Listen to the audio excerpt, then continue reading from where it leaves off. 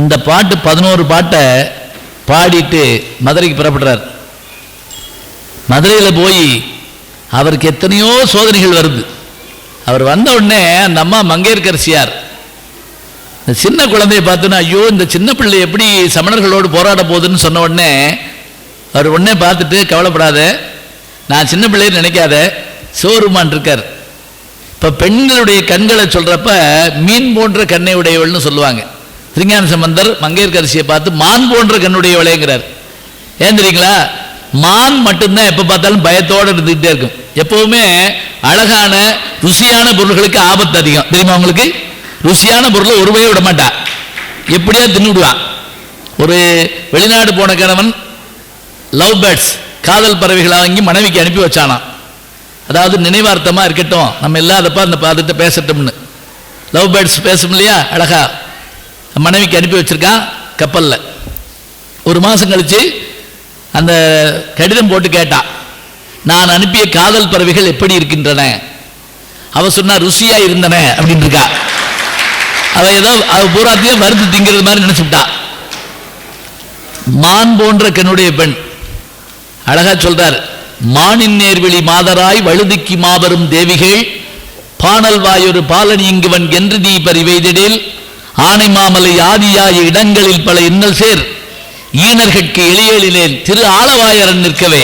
நான் எனக்கு யார் பின்னாடி இருக்கா தெரியுமா? சிவபெருமான் இருக்கார். நீ இந்த இவங்களுக்கெல்லாம் நான் பயப்படுவேன் நினைக்கிறியா? மானின் நேர்வெளி மாதராய் வழுதி, வழுதினா பாண்டிய மன்னன் அர்த்தம், வழுதிக்கு மாபெரும் தேவிகள் சொல்லிட்டு அங்க போய் அவர் வந்திருக்காருன்னு தெரிஞ்சோடனே அவருடைய அந்த இதுல தீ வச்சு விட்டாங்க. பாருங்க, நம்ம ஊர்களில் இன்னைக்கு வரைக்கும் இதுதான் நடந்துகிட்டு இருக்கு. யாரையாவது பிடிக்கலன்னா அவனை அடிக்க, ஆளை வச்சு தீ வைக்க, இதெல்லாம் பாரம்பரிய குணம் மாதிரி வச்சிருக்கோம் நம்ம வாட்டுக்கை. அப்படி தீ வச்ச உடனே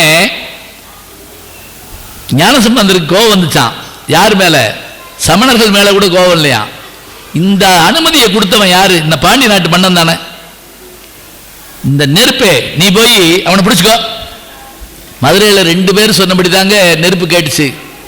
ஒன்னு கண்ணகி நெருப்ப சொல்றா, இன்ன வீட்டில் போய் தீப்பிடி அப்படின்னா, இன்னார் வீட்டெல்லாம் விட்டுருந்தா. பார்ப்பார் அறவோர் பசு பத்தினி பெண்டீர் மூத்தோர் குளவி இவங்களெல்லாம் விட்டு தீத்திரத்தார் பக்கம் சேருமின் அப்படின்னா. பாருங்க எவ்வளவு அழகா சொல்றான்னு. இங்க திருஞான சம்பந்தர் சொல்றாரு, நெருப்பை பார்த்து நீ மெதுவா போய் அவனை பிடிச்சுக்கோ. யார? பாண்டிய மன்னுடைய உடம்புல போய் பிடி.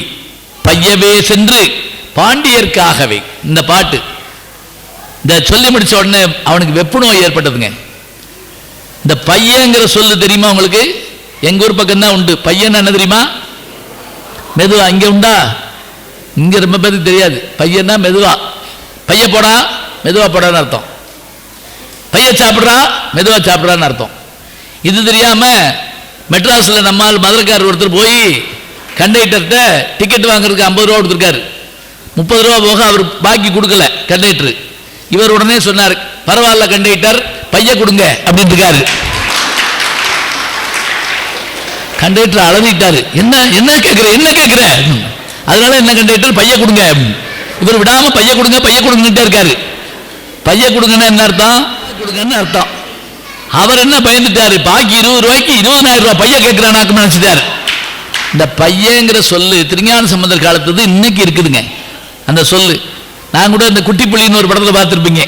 டிஷர்ட்ல பைதக்க சொல்லி கொண்டு வந்து கொடுப்பாங்க. பார்த்தீங்களா படம்? நான் பை தச்சு கொடுத்துருப்பேன், பார்த்துருப்பீங்களா?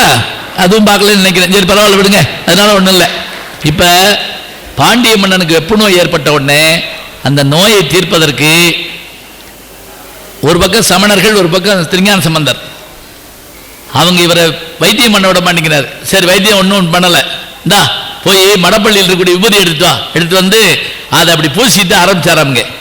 மந்திரமாவது நீரு, வானவர் மேலது நீரு, சுந்தரமாவது நீரு, துதிக்கப்படுவது நீரு. இந்த பாட்டில் ஞாபகத்துக்குங்க, உடல்ல கடும் காய்ச்சல் ஏற்பட்டால் விபூதியை பூசிக்கொண்டு இந்த பாட்டை பாடினால், மருத்துவத்தை நான் வேணாம்லாம் சொல்ல, எல்லாம் எடுத்துக்கலாம். மருத்துவம் நோய்க்கு மருந்து செய்யும். ஆனால் இந்த பாடல் அந்த மனநோயை மாற்றி நமக்கு ஏற்படுற வேதனை எல்லாம் மாற்றி காட்டுங்க. அந்த பாட்டு பாடுவீங்களா? மந்திரமாவது நீரு. இந்த பாட்டு பாடினா உடல்ல காய்ச்சல் இருந்தா போயிடும், ஞாபகம் வச்சுக்கோங்க. திருச்சிற்றம்பலம். மந்திரம்மாவது நீர் வானவர் மேலது நீர் சுந்தரம்மாவது நீர் துதிக்கப்படுவது நீர் தந்திரம்மாவது நீர் சமயத்தில் உள்ளது நீர் செந்துவர் வாயுமை பங்கன் திரு ஆலவாயான் திருநீரே. அருபா அருபா அருபா. இந்த மாதிரி 11 பாட்டு பாடினோடனே அந்த வெப்பு நோய் போனது. இன்னும் கூட சொன்னா திருமருகல்னு ஒரு ஊர் இருக்குங்க. இந்த திருமருகல்ங்கிற ஒரு ஊருக்கு போனப்போ திருஞான சம்பந்தர் அங்கே ஒரு சோகமான சம்பவம் நிகழ்ந்துருக்குது. ஒரு பெண்ணு உட்கார்ந்து அழுதுட்டு இருக்காங்க. அவளுக்கு முன்னாடி ஒரு இளைஞன், இந்த பெண்ணே இளம் பெண்ணு, அவள் இளைஞன், அவன் இறந்து கிடக்கிறான், பாம்பு கடிச்சு. எல்லாரும் சுற்றி நின்று பார்க்குறாங்க. அவன் கிடக்கிறான், இவன் பக்கத்தில் நின்று அழுகிறான். இவங்களுக்குள்ள என்ன உறவுன்னு தெரியல. திருஞான சம்பந்தர் வந்து கேட்குறாரு, என்னம்மாங்கிறார். அவர் சொல்கிறா, இந்த இறந்து கிடக்கிறது எங்கள் தாய் மாமே. எங்கள் அப்பா, எங்கள் வீட்டில் 3 பெண்கள் நாங்கள். இவருக்கு எங்கள் அக்காவை கொடுக்கணும்னு வச்சுருந்தாங்க, காத்திருந்தார். ஆனால் இவர் ஏழை பாவம், எங்கள் அப்பா கொடுக்கல. பணக்கார வீட்டில் எங்கள் அக்காவை கொடுத்தார். அடுத்து 2வது அக்கா, அவரையும் கொடுக்கல. 3வது நான் தான். என்னை விட்டால் எங்கள் வீட்டில் பொண்ணு இல்லை. எங்கள் மாமாவுக்கு கொடுக்கணுமேன்னு நினைக்கிறப்ப அவர் என்னை விரும்பினார், நானும் அவரை விரும்பினேன். நாங்கள் என்ன பண்ணோம், உறவு காரணமாக அவரை கூட்டிக்கிட்டு நானும் அவரும் வீட்டை விட்டு வந்துட்டோம். வந்த இடத்துல இன்னும் நாங்கள் திருமணம் பண்ணிக்கல, நாளை பண்ணிக்கலாம்னு இருந்தோம். நாங்கள் படுத்திருந்த இடத்துல பாம்பு கடித்து அவர் இறந்து போயிட்டார். என்ன கொடுமைன்னா, என் தாய்மாமனாக இருந்தாலும் நான் திருமணம் செய்து கொள்ளவில்லையே என்பதனால் நான் அவர் மேலே விழுந்து கூட அழுக முடியல. இப்படி ஒரு சோகம் எங்கேயாவது இருக்குமா? நான் என்ன செய்யட்டும்? ஒரு அப்பாவிக்கு இப்படி இறங்கலாமா?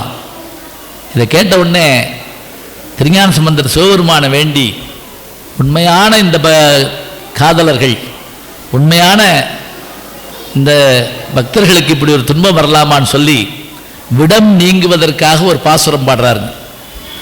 பாம்பு கடிச்சு இறந்து போன அந்த மனிதன் மீண்டும் அதிலிருந்து மீண்டு வந்ததற்காக பாடின பாட்டு தான் திருமருகல் என்கின்ற இடத்துல விடம் நீங்க பாடின பாட்டு. அது ஞாபகம் இருக்கா? இந்த பாட்டு பாடினா விஷம் இருந்திருந்தா அந்த உடம்புல இருந்தா அது மாறி போகும். பாடுங்க. சடையாயனுமால் சரணியனுமால் விடையாயனுமால் வெறுவா வெளுமால் மடையார் குவலை மலரும் மருகல் உடையாய் பகுமோ இவள் உள்மெலிவே. பாருங்க, சடையாயனுமால் இந்த பாசுரத்தினுடைய இந்த பதிகத்தினுடைய பேரை சொன்னாலே விஷம் இறங்கி போகுங்கிறாங்க திருஞான சம்பந்தர்ல. இப்போ நீங்கள் நினைக்கலாம், நாங்கள் 2 ஏதோ ரிஹர்சல் பண்ணிட்டு வந்து பேசுகிறோமாக்குன்னு. உண்மையிலே இன்னைக்கு காலையில் தான் நான் இவரை பார்த்தேன். இப்போ நான் பேசுகிறப்ப இவர் பாடின பாட்டை கேட்டேன். ஏதோ திருஞான சம்பந்தருடைய அருள் தான் நாங்கள் 2 ஒன்றா சந்திச்சு பாடிக்கிட்டு இருக்கோம்னு நினைக்கிறேன். அவர் பாடிக்கிட்டு நான் பேசிக்கிட்டு இருக்கான். விவரம் தெரிஞ்சிருந்தா முதல்ல ஒரு இசைக்குழுவோட உட்கார வச்சு இதை பார்த்துருக்கலாம். இப்போ பாருங்க, ஒரு பாடல் சொன்னால் கிரக நிலையிலிருந்து மாறலாம், ஒரு பாடல் சொன்னால் வெப்ப நோயிலிருந்து மாறலாம், ஒரு பாடல் பாடினால் விஷம் கடித்திருந்தாலும் நீக்கிவிடலாம். இன்னும் ஆச்சரியம் என்ன தெரியுங்களா? இப்போ அவர் கையில் வச்சிருக்காரு, இதுக்கு பேர் என்ன தெரியுங்களா?